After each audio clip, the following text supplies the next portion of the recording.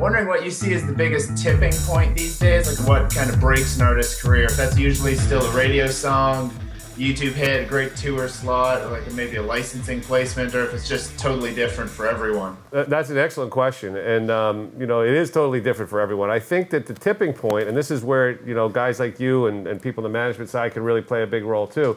There's going to be, if a band's got magic, there's going to be a moment at which something, one of those things you just mentioned, will cause a reaction which is called sales, right?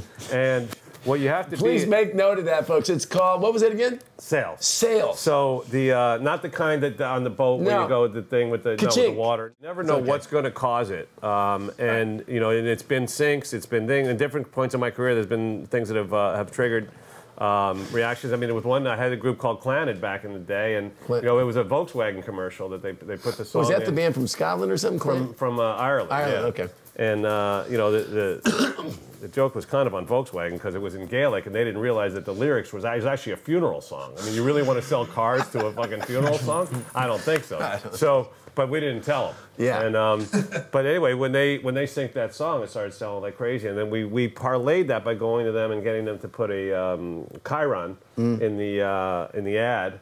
And we made a deal. We put Volkswagens in the records. We did a bunch of stuff, and then we've tied it in. But more importantly, when you do get a sync, or you do get a radio station to play it, or you get some big placement on the online, or whatever it is, you got to watch carefully and see if it sparks a reaction. Because if it does, then you've got the only story that really matters. You know what I mean? If you can prove the concept, no matter which one of those things it is, and show that people are interested, especially, and it's usually one particular song, and a lot of times it's not the song that we think it's going to be. Yeah.